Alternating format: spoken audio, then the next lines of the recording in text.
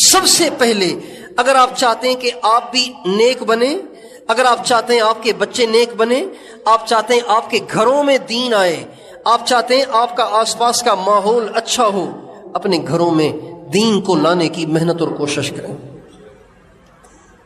اس کے بغیر ہم نیک بن ہی نہیں سکتے، رہ ہی نہیں سکتے۔ ہمارے استاد محترم نے ہمیں ایک واقعہ سنایا، فرمانے لگے ایک بہت بڑے اللہ والے تھے،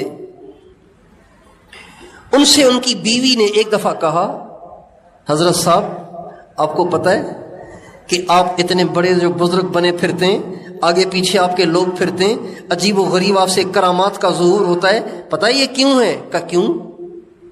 اس کے ذہن میں تو یہی تھا کہ آدھی رات کو کھڑا ہو کے عبادت کرتا ہوں، اتنے ہزار اللہ کا نام لیتا ہوں، اتنی تسبیحاں پڑھتا ہوں، اپنے آپ کو گناہوں سے بچاتا ہوں، ظاہری بات ہے میری انہی محنتوں کا صلہ ہے مجھے۔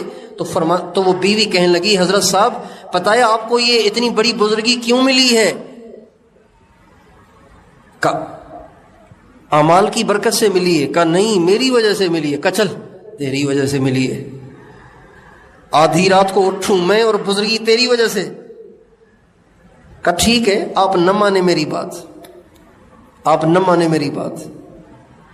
اچھا اللہ کی شان، اگلے دن حضرت صاحب کی تہجد قضا ہو گئی۔ ویسے تو 2:30 بجے 2 بجے اٹھ جاتے ہیں، اور اب تہجد ہی نکل گئی۔ بزرگ بڑے پریشان ہوئے، سارا دن استغفار میں گزر گیا، اللہ سے معافی مانگتے رہے، یا اللہ پتہ نہیں کیا گناہ ہو گیا، تہجد ہی چلی گئی۔ اللہ کی شان، اگلے دن فجر کی جماعت چلی گئی۔ ارے یہ کیا ہو گیا؟ اب پریشان، سر پہ ہاتھ رکھا ہوا ہے، بزرگ پریشان ہے کہ بزرگ ہیں اور تہجد ہی نہیں، بزرگ ہیں اور فجر کی جماعت ہی نکل گئی، پریشان۔ بیوی نے دیکھا کہ حضرت صاحب پریشان بیٹھے ہیں، کہا حضرت صاحب کیا مسئلہ ہے؟ کہا بیگم کیا بتاؤں، تہجد بھی گئی، آج فجر کی جماعت بھی گئی، کہ میں تو آپ کو کہتی تھی نا کہ آپ کی ساری بزرگی میری وجہ سے ہے، آپ تو مانتے ہی نہیں تھے، اب دکھائیں نا اپنی بزرگی۔ کہ اللہ کی بندی بتا مسئلہ کیا ہے؟ کہ حضرت صاحب بات یہ ہے کہ میں اپنے گھر میں کوئی کام سنت کے خلاف نہیں کرتی،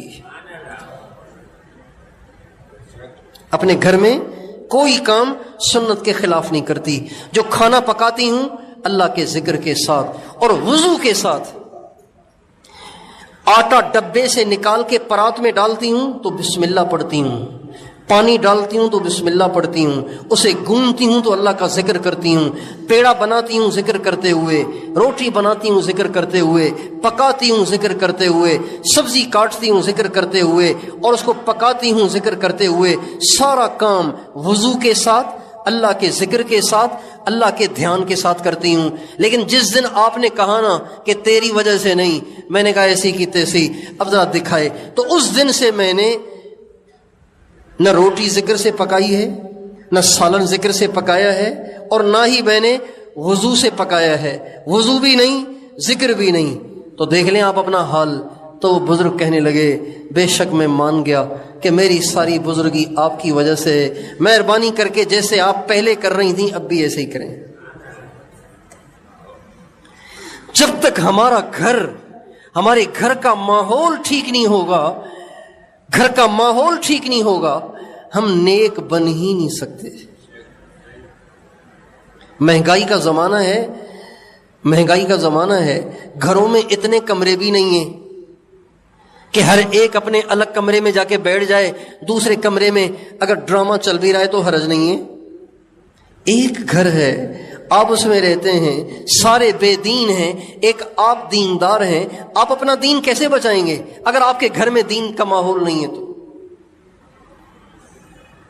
اس لیے گھر کے ماحول کا درست ہونا یہ سب سے زیادہ ضروری ہے۔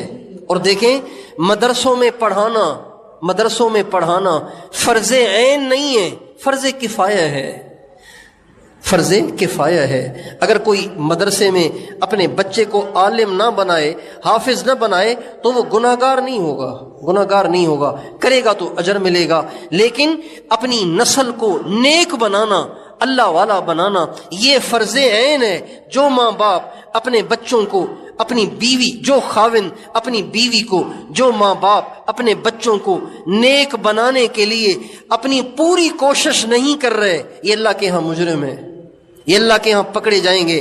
اور پھر جب یہ دنیا سے جائیں گے، ان کی نسلوں کی ساری نافرمانیوں اور گناہوں کی سزا ان کی نسلوں کو الگ ملے گی۔ جب مریں گے ان کو الگ قبر میں ہوگی۔ اس لیے جیسے آج ماں باپ کو اس چیز کی فکر لگی ہوئی ہے کہ ہمارے بچے کسی اچھے اسکول میں پڑھیں اور کسی بڑی ڈگری کو پائیں اور اچھی نوکری کریں اور بڑا گھر بنائیں، اس سے زیادہ ان کو اس بات کی فکر کی ضرورت ہے کہ ہماری اولاد نیک ہو جائے، ہمارے گھر کا ماحول اچھا ہو جائے۔